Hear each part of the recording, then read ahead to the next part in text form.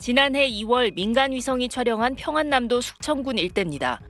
거주 지역과 산 사이에 100여 개의 둥그런 모양이 밀집해 있습니다. 시신이 매장된 봉분들, 공동묘지입니다. 그런데 1년여가 지나 이번 달 5일 같은 지역을 찍은 위성사진을 보면 묘터만 희미하게 남았을 뿐 황토 개활지로 변했습니다. 봉분을 일제히 걷어내고 유해도 옮긴 것으로 추정됩니다. 북한 내부 사정에 정통한 소식통은 SBS에 북한이 해마다 20개 군에 10년간 현대적 공장을 짓는다는 김정은표 지방발전 정책, 20곱하기10 정책에 속도를 내면서 발생한 현상이라고 밝혔습니다. 공장과 원료기지용 부지를 확보하기 위해 주민들 묘까지 강제로 수용한 겁니다. 평안남도 성천군 공동묘지도 지난 3월까지 멀쩡했는데 석 달 만인 이달 5일엔 파묘 흔적이 역력합니다.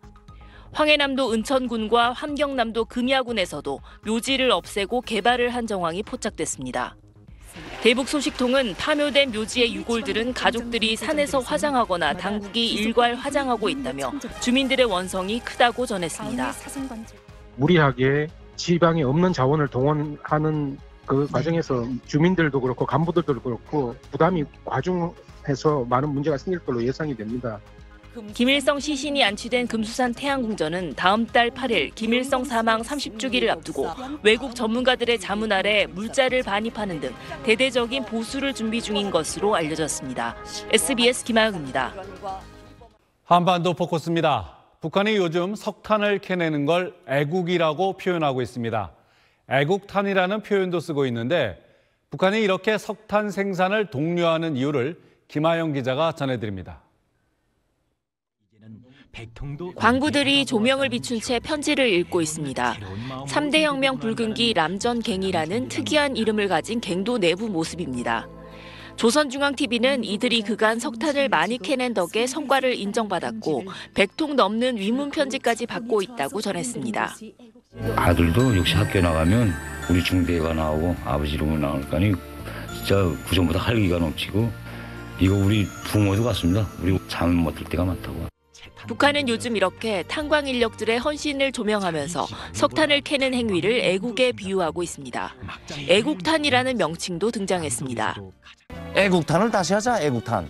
보석도 캐내야 빛이 나더라. 애국탄각 노동자라는 그런 애국심이 다 자리 잡고 있는데 석탄은 북한이 지난해 꼭 달성해야 하는 경제 분야 계획으로 12개 고지를 꼽았을 때 포함됐을 만큼 북한 경제 유지에 중요한 역할을 하고 있습니다. 또 핵 개발에 따른 대북 제재로 정제유 공급이 제한돼 확보 가능한 자원인 석탄을 10분 활용하고 있는 겁니다. 이런 노래가 있을 정도입니다. 속탄선이 서수면 전기 뿔이 반짝 피날른 너 나오고 수채철도 꽁꽁 높이 솟아요. 노동신문은 자강도 공급 탄광이 지난 2월엔 2천여 톤의 석탄을 추가 생산해서 김정은표 지방발전 정책 관철에 나선 자강도 생산 단위들에 보냈다고 밝혔습니다. 노동력을 갈아 넣어 최대한 캐내고 있는 상황에서 생산에 박차를 가해야 하는 이유가 또 하나 추가된 걸로 보입니다. SBS 김아영입니다. 네, 계속해서 안정식 북한 전문 기자와 함께 북한 관련 얘기 나눠보겠습니다. 자, 안정식 기자. 네. 김정은 총비서가 주로 인민복을 입고 다니지 않았습니까? 예. 그런데 최근에는 양복을 입는 모습이 눈에 자주 띄었어요. 예, 말씀하신 대로 집권 초만 하더라도 김정은 총비서는 주로 인민복을 입고 다녔습니다. 양복을 입고 대외 활동한 게 공개된 게 2016년 7차 당대회가 처음이었거든요.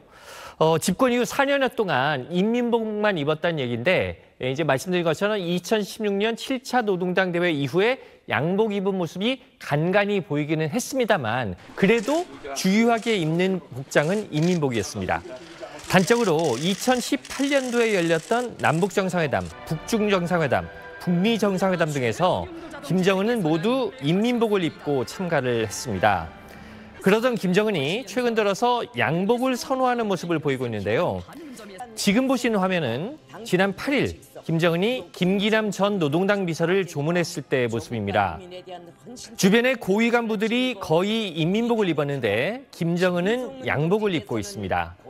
김정은은 김기남 장례식이나 평양의 뉴타운인 전위거리 중공식에서도 양복을 입었는데요. 제가 4월 1일부터 5월 23일까지 공개된 김정은의 영상을 조사를 해보니까 잠바를 입은 경우를 제외하고 양복을 7번, 인민복은 2번 입은 걸로 나타났습니다.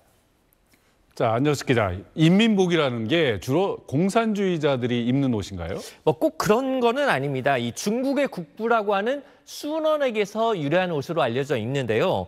중국 국민당 시절에도 인민복을 입었기 때문에 인민복이 꼭 공산당의 옷이다 이렇게 말을 할 수는 없습니다. 하지만 중국이 공산화된 뒤에 대부분의 중국인들이 인민복을 입었고 공산당이 인민복을 강요하는 분위기를 만들면서 인민복은 공산주의자들 옷이다 이렇게 좀 인식된 측면이 있기는 합니다.